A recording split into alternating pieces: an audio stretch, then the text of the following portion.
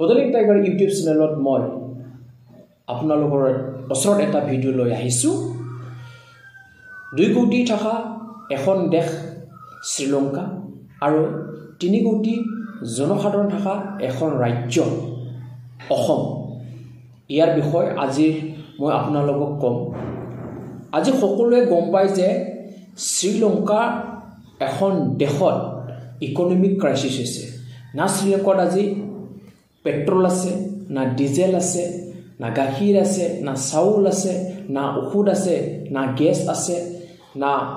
street light on হৈ আছে আজি লোড শেডিং 15-16 ঘণ্টা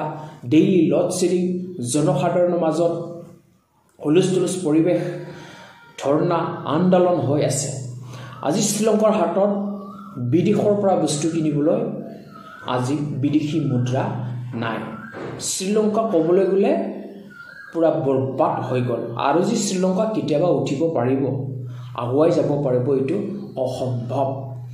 কিন্তু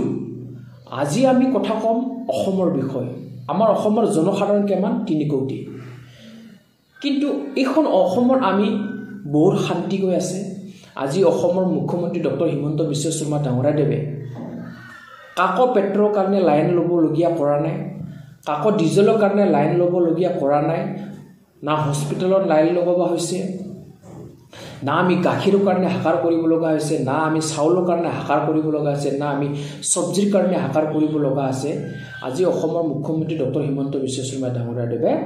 অসমৰ জনসাধাৰণক শান্তি দিব পাৰিছে এখন দেশ শ্ৰীলংকাৰ প্ৰধানমন্ত্ৰী আৰু ৰাষ্ট্ৰপতিয়ে কি ধৰণে অশান্তি পৰিস্থিতিৰ মাজত থাকিব লগা হৈছে তেখেতসকলৰ ভুলৰ কাৰণে আজি অসমৰ মুখ্যমন্ত্ৰী ডক্টৰ হিমন্ত বিশ্ব শৰ্মা ডাঙৰীয়াদেৱে অসমখন যি ধৰণৰ অসমৰ জনসাধাৰণৰ কাৰণে চিন্তা কৰি আগুৱাই লৈ গৈ আছে আজি কিছুমান অসমৰ যি ৰাজনীতি নেতা তেখেতসকলে অলপমান পেট্ৰলৰ দাম গেছৰ দাম বৰংতে তেখেতসকলে হুলস্থুল পৰিৱেশ কৰে আমি বুজিব লাগিব আমি চৰকাৰৰ লগত থাকি কাম কৰিব লাগিব প্ৰতিটো ক্ষেত্ৰত যদি আমি চৰকাৰৰ যদি বিৰোধিতা কৰোঁ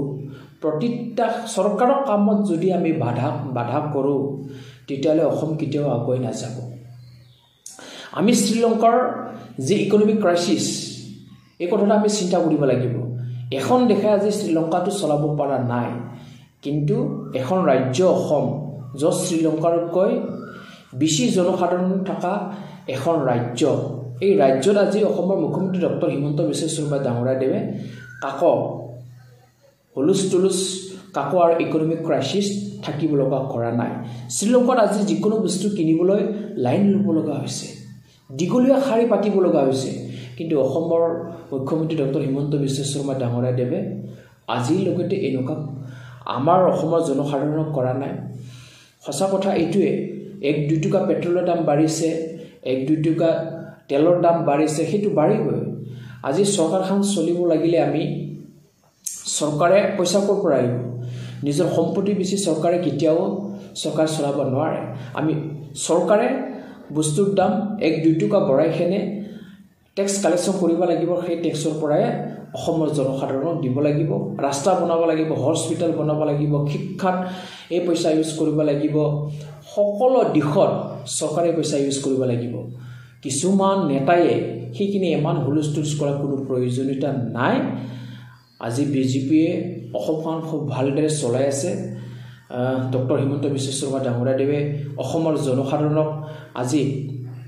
শান্তি দিব পাৰিছে সেইখিনিয়ে যথেষ্ট আমি চৰকাৰৰ লগত থাকিব লাগিব কিছুমানে ধৰ্ণা কৰিছে কিছুমানে আন্দোলন কৰিছে আমাৰ অসমৰ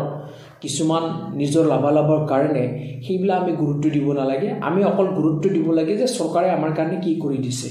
চৰকাৰে ভাল কাম কৰিছে নে বেয়া কাম কৰিছে বৰ্তমানলৈকে অসমৰ ৰাইজে সুখী ভাল কাম কৰিছে বিজেপি চৰকাৰে হিমন্ত বিশ্ব শৰ্মা ডাঙৰীয়াদেৱে ভাল কাম কৰি আছে অসমৰ ৰাজ্যৰ কাৰণে সেইকাৰণে আমি চৰকাৰৰ লগত সদায় থাকিব লাগে যেন আমাৰ পৰিস্থিতি পিছত যায় শ্ৰীলংকাৰ